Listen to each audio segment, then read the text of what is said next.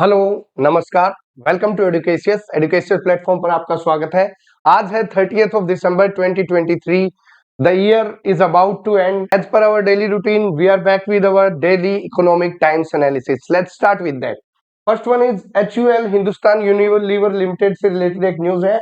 FMCG distributors oppose HUL's margin structure changes, called it as a draconian agenda. जो Hindustan Unilever limited है उनका उन्होंने अपनी पॉलिसी के अंदर कुछ चेंज किया, अपने एजेंडा का जो चेंज किया है उसमें क्या किया है, जो डिस्ट्रीब्यूटर का जो मार्जिन रहता है उसमें इन्होंने कटौती की है। डिस्ट्रीब्यूटर का मार्जिन कटौती करने के बाद जो डिस्ट्रीब्यूटर एसोसिएशन है ऑल इंडिया लेवल की, उन्होंने इनको बोला है कि just to increase your percentage of profit, आप डिस्ट्रीब्यूटर्स के मार्जिन के बिहाफ पे आप अपनी कंपनी की प्रॉफिटेबिलिटी बढ़ाना चाह रहे हैं।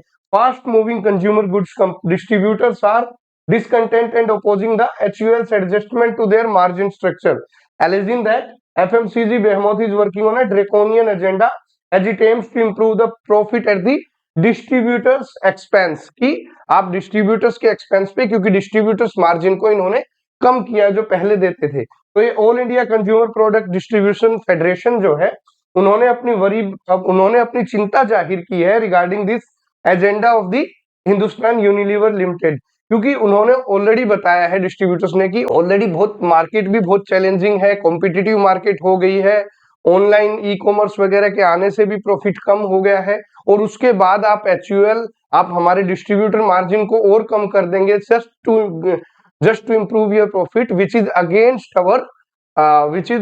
Against the distributors interest. तो इन्होंने इस मूव को एक डबल स्टैंडर्ड अप्रोच का नाम देके काफी चिंता जाहिर की है और इसके खिलाफ प्रोटेस्ट किया है। HUL वही कंपनी है जो ऑलमोस्ट FMCG कंज्यूमर की बात, FMCG गुड्स की बात करें तो लक्स है, लाइफ बॉय है, सर्फ एक्सेल है, रिन है, पॉन्ड्स है, डव है, इस तरह के बहुत सारे प्रोडक्ट जो आम हर घर में डेली यूजेस में यूज होते हैं वो HUL के प्रोडक्ट हैं। और इन्होंने जो डिस्ट्रीब्यूटर का जो मार्जिन होता था उसमें 60 बेसिस पॉइंट इज 0.6%, तो 0.6% की कटौती की है। उसके जो मार्जिन होता है उनमें 0.6% जिसको हम बोलते हैं 60 basis point, 1% is equal to 100 basis point.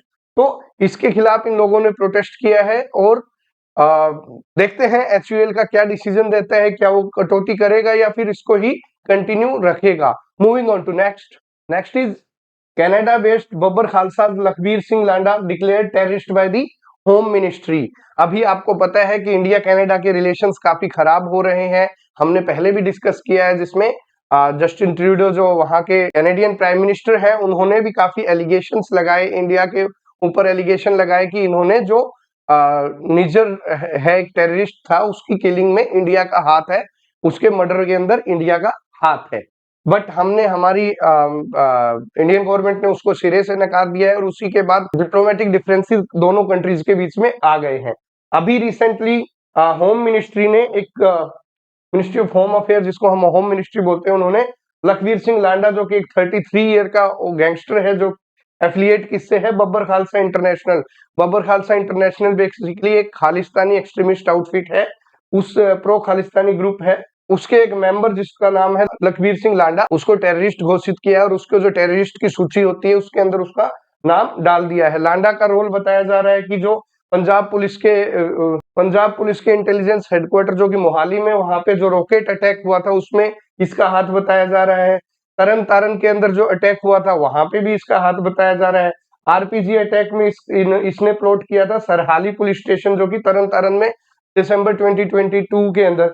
तो काफी इंसिडेंटेड में इसका नाम आने के बाद लखबीर सिंह लांडा को हमारे होम मिनिस्ट्री ने एक जो टेररिस्ट की सूची होती है, लिस्ट ऑफ टेररिस्ट होते हैं, उसके अंदर इसका नाम डाल दिया है। Moving on to next, ₹7 lakh a night, Indians are ready to pay lakhs for 31st December hotel stay। Basically year end आ रहा है और लोग नए साल का आगाज कहीं ना कहीं बाहर पार्टीज बना के करते हैं। हमने जैसे बताया था कि Indians are paying much higher fares to move abroad for the new year celebration और क्रिसमस ईव सेलिब्रेशन। तो बहुत सारे इस टाइम पे बहुत इटनरी काफी हाई मिल रही है, चाहे वो होटल की हो चाहे वो फ्लाइट टिकट्स हो, और people are moving to various destination like Singapore, Dubai, Malaysia etcetera etcetera etcetera. अभी आपने डेली न्यूज भी देखते हैं, मनाली में हिल स्टेशन में भी 70,000 पर डे टूरिस्ट जा रहे हैं, और बहुत ही ट्रैफिक जैम की स्थिति काफी बढ़ रही है। तो यहाँ पे भी हमने यहाँ पे भी इकोनॉमिक टाइम्स ने एक एनालिसिस किया, जिसके अंदर जो बड़े बड़े होटल्स हैं वहां के लैक्स रुपीज के पर नाइट के रेट हैं, लोग उसको भी पे करने को रेडी हैं। इससे दो चीजें होती हैं कि that our economy is booming, so and standard of living of our people, our citizens is improving day by day। तो जो लीला पैलेस है, कुछ होटल्स के रेट्स हैं, जैसे Leela Palace hotels and resort Delhi, Jaipur, Udaipur में है, उनके 1,06,200 रुपए पर नाइट के हिसाब से रेट चार्जेस हो रहे हैं, जहां पे अवेलेबिलिटी भी नहीं है रूम्स की। सिमिलरली सिक्स सेंसिस फोर्ट है बरवारा राजस्थान के अंदर, उसका 1,20,000 है फॉर 31 दिसंबर। ऐसे ही बहुत सारे लोग गोवा की तरफ जा रहे हैं टूरिस्ट, गोवा के अंदर भी 30,000, 40,000, 80,000, 90,000, 1,50,000 इस रेट के होटल्स मिल रहे हैं।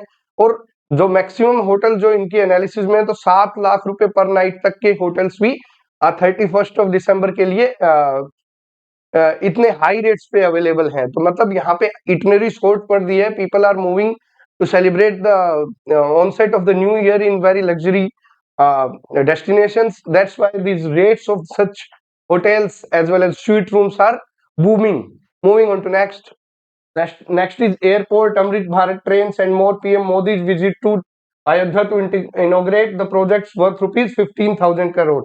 आज हमारे प्राइम मिनिस्टर नरेंद्र मोदी जी अयोध्या जाएंगे, जिसके लिए जो रामलला टेम्पल है उसकी कॉन्सिक्रेशन सेरेमनी के लिए अयोध्या जाएंगे, जहां पे उसके बाद वो एक संबोधन भी करेंगे, जिस संबोधन के अंदर अयोध्या और साथ में उत्तर प्रदेश के जनता को काफी सौगात मिलने वाली है। ठीक है, ये बिल्कुल इलेक्शन के समय से ये पहले हो जा रहा है। It can be link to the political goodies also.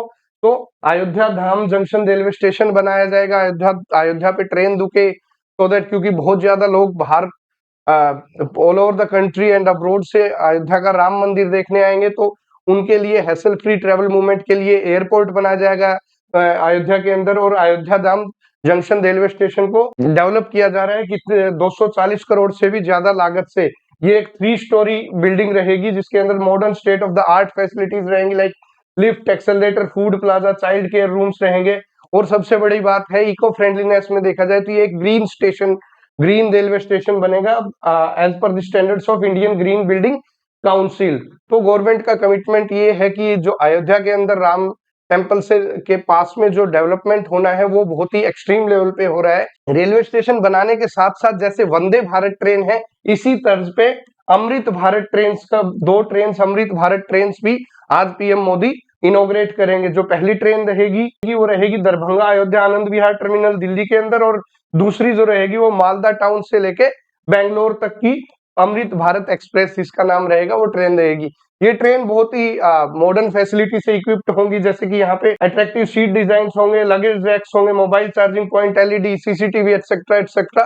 तो ये बहुत ही एक लग्जरी क्वालिटी की ट्रेन इनोग्रेट की जा रही हैं, और similar like as we have seen in case of Vande Bharat train. और कुछ इसके साथ 4 वंदे भारत ट्रेन के को भी हरी झंडी दिखाई जाएगी। तो ये अभी काफी प्राइम मिनिस्टर मोदी जो रामलला सेरेमनी के अंदर वहां जा रहे हैं राम मंदिर टेम्पल के अंदर, उसके बाद ये ऐसी सौगात ऐसी घोषणाएं करेंगे जो कि उत्तर प्रदेश के लोगों के लिए आगे डेवलपमेंट में और काफी इंफ्रास्ट्रक्चर प्रोजेक्ट्स को हरी झंडी दिखाएंगे। Moving on to next, Delhi sees another day of dense fog, flights train delayed due to low visibility. जैसा हमने कल भी डिस्कस किया था कि बहुत ज्यादा डेंस फॉग हो रही है, fog as well as smoke, that is smoke हो रही है, और इसके चलते बहुत सारी फ्लाइट्स, बहुत सारी ट्रेन डाइवर्ट की जा रही हैं। दिल्ली एनसीआर और हरियाणा पंजाब इस रीजन के अंदर इस समय पे बहुत ज्यादा ट्रैफिक कंडीशन वर्स्ट है due to this dense fog। People are moving to various destinations, so they are being cautioned to use that times जहां जिस टाइम पे fog कम हो, और फोगी सीजन के अंदर ट्रेवल को रिस्ट्रिक्ट किया जाना चाहिए अगर कोई इमरजेंसी ना हो तो। Moving on to next, India Hong Kong bust money laundering racket via diamond trend.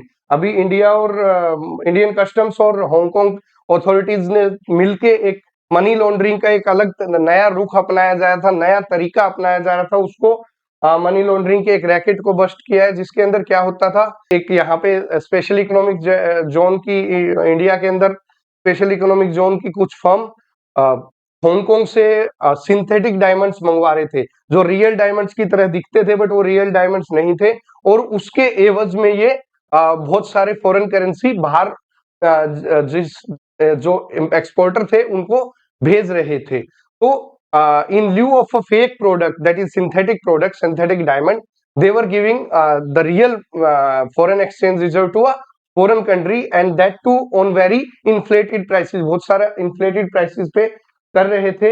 ये बेसिकली एक trade based money laundering system था, जिसके अंदर Hong Kong based exporters and Indian importers located in special economic zone एक bilateral cooperation और agreement से ये गोरख धंधा चला रहे थे। डीआरआई जो है, डायरेक्टोरेट ऑफ रेवेन्यू इंटेलिजेंस, उनको एक टिप मिली थी जिसके अंदर उन्होंने चीप सिंथेटिक डायमंड्स को जो इंडिया के अंदर इंपोर्ट किए जा रहे हैं और उनकी वैल्यू को ओवर वैल्यू दिखा के 100 टाइम्स ओवर वैल्यू दिखाया जा रहा है थ्रू इनवॉइसिंग, तो उसके एक रैकेट को अनर्थ किया था, उसके रैकेट को बर्स्ट किया था।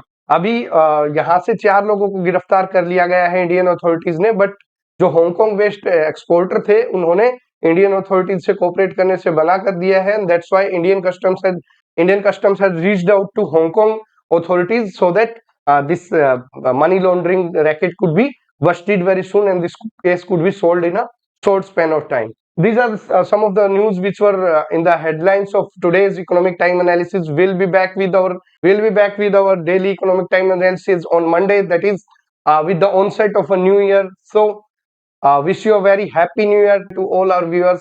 We'll be meeting in the new year on our same platform, Educatious. Be with me, be with Educatious. Jai Hind, Jai Bharat.